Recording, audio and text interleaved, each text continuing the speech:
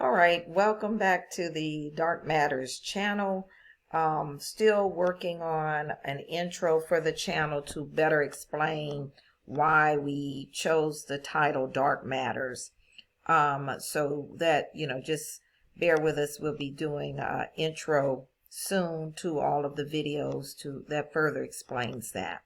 I came across this article because it occurred to me that we have this Elon Musk and Doge, and everyone's excited and happy that they're finding all of this overspending in all of these different federal departments. And I remembered something that had happened just prior to 9/11, where the Pentagon had been audited and trillions of dollars were missing. Donald Rumsfeld came on and said they cannot account for trillions in the T. So I Googled, searched, and I came up with this very, very good article that really goes back historically to explain this overspending in the federal budget.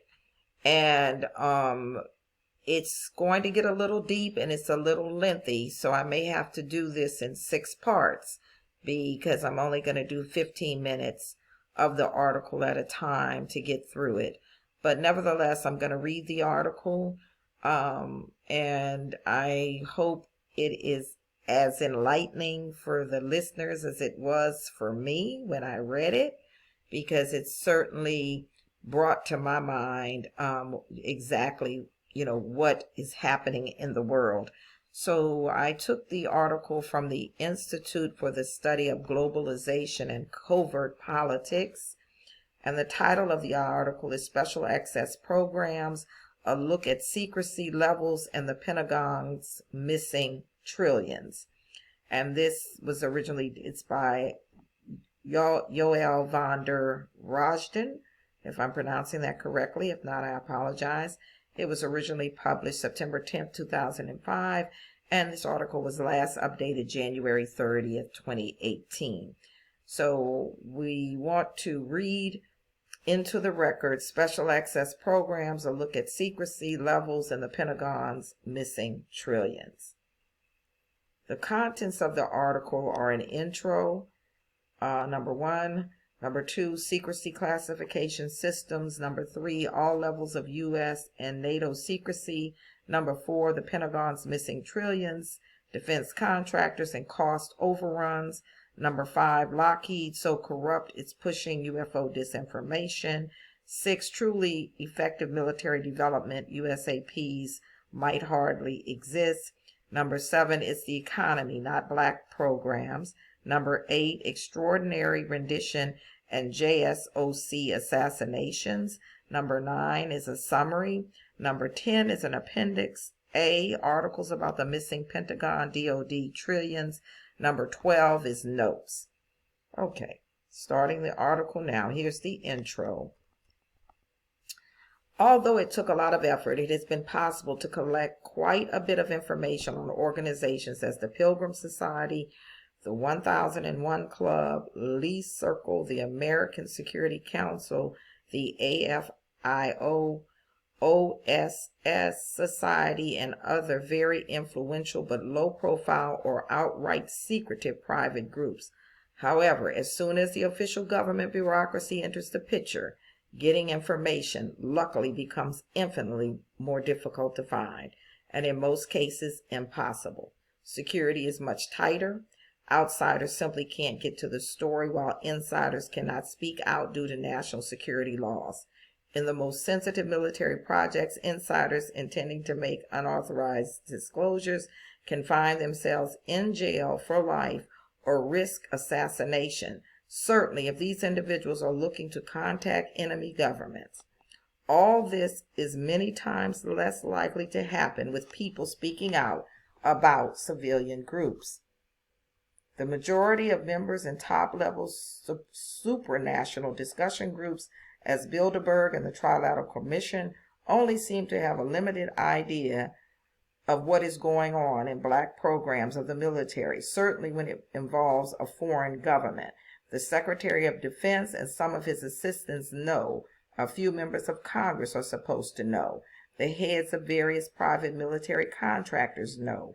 National security veterans on the Defense Policy Board, Defense Science Board, and a number of other top-level civilian advisory groups also seem to have a good idea of what is going on, and one assumes that incoming presidents are fully informed of these projects whenever they desire to know the full military and technological capabilities at their disposal. But what if they aren't?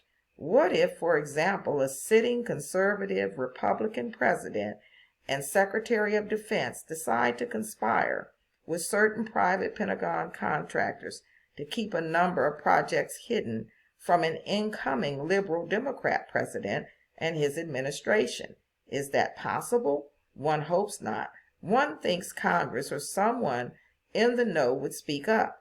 However, as ISGP's Superclass Index, including the Superclass Index for DoD scientists, demonstrates, old boy networks in most key government positions are the norm. Even the idea that everything will be fine as long as the president is kept informed is very questionable based on the fact that no one becomes president who has not beforehand been vetted by liberal or conservative factions within the superclass, whether they are Tier 1 official candidate or a Tier 2 or Tier 3 controlled opposition asset. Trump, Bernie Sanders, Ralph Nader, Ross Perot, and all his Reform Party boys, including Trump in 2000 and Nader in 2004, fall in the latter category. Nothing is independent. It all appears to be screenplay with actors who take their roles very seriously, and if their role is to be kept out of the loop, they'll most likely play that role throughout life. Secrecy classification systems. To begin this new effort of looking into the type of programs going on within the official bureaucracy of the military and its private contractors, let's take a look at the official classification system of the United States. In the U.S., there are only 3 basic types of classification: confidential, secret, and top secret. That's it.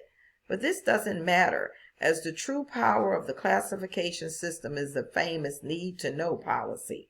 Just because someone has a top secret clearance doesn't mean this person can gain access to all the different top secret documents of the intelligence agencies. Examples of all these different agencies would be the FBI, CIA, DIA, NSA, ONI, NRO, INSCOM, and AFOSI. But even the TSSCI clearance doesn't provide the secrecy needed for some of the most sensitive projects. This is the reason why Special Access Programs, SAP, have been invented. In these cases, only a predetermined group of authorized personnel have access to the project, and additional security measures can be taken to keep outsiders away. Different congressional committees are informed about these SAPs, but very little time is reserved for questions and little to nothing is put on paper. Why? Because Congress doesn't have the necessary security for storage of highly sensitive data. Most SAPs start out as unacknowledged special access programs, USAP, better known as black projects. The F-117A Nighthawk and the B-2 Spirit are examples of projects that started out as unacknowledged SAPs. A DoD manual describes a USAP as follows. Unacknowledged SAPs require a significantly greater degree of protection than acknowledged SAPs. A SAP with protective controls that ensures the existence of the program is not acknowledged, affirmed, or made known to any person not authorized for such information. All aspects, e.g. technical, operational, logistical, etc., are handled in an unacknowledged manner.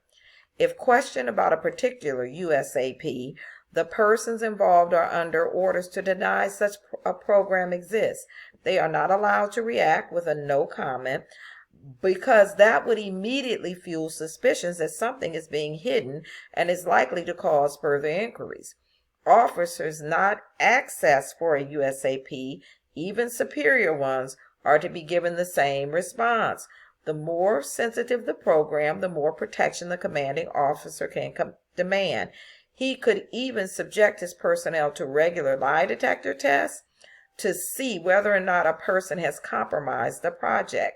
According to a 1997 Senate investigation, additional security requirements to protect these special access programs can range from mere upgrades of the collateral systems requirements, such as rosters specifying who is to have access to the information, to entire facilities being equipped with added physical security measures or elaborate and expensive cover, concealment, deception, and operational security plans. These are two versions of the unacknowledged special access programs. The first one is the regular USAP. These regular USAPs are reported in the same manner as their acknowledged versions. In closed sessions, the House National Security Committee, the Senate Armed Services Committee, and the Defense Subcommittees of the House and Senate Appropriations Committees can receive certain basic information about them. The Secretary of Defense, however, can decide to waive particularly sensitive USAPs. These are unofficially referred to as deep black programs, according to Janes in January 2000. Among black programs, further distinction is made for waived programs, considered to be so sensitive that they are exempt from standard reporting requirements to the Congress. The chairperson, ranking member, and on occasion other members and staff of relevant congressional committees are notified only orally of the existence of these programs. This leads to the conclusion that only very few people are aware of these waived, unacknowledged special access programs. Congress certainly doesn't get the information it needs to speak out against newly established waived USAPs, and nowhere gets one the impression that their opinion is actually appreciated. You could also ask yourself if Congress is told the truth about many of the most sensitive special access programs, or if their successors are informed about previously activated waived USAPs. Even with regular SAPs, Congress is ignored at times. Janes again. Last summer, the House Defense Appropriation Committees complained that the Air Force acquisition community continues to ignore and violate a wide range of appropriations practices and acquisition rules. One of the alleged infractions was the launch of a SAP without congressional notification. Without being able to find any official sources, in addition, there exists online speculation about unacknowledged special access projects being hidden in private corporations and or behind seemingly legitimate deep black programs. So basically, you're looking at USAPs within SAPs or USAPs, or alternatively one or more USAP sub-projects with an existing SAP or USAP. If the Secretary of Defense or other covert operations are really worried about members of Congress or other branches or groups within the government are figuring out or exposing their program, it makes sense that they would start working this way. However, there exists no evidence for these programs. Then again, that's exactly the idea. This concludes part 1. We will continue part 2 on the next video.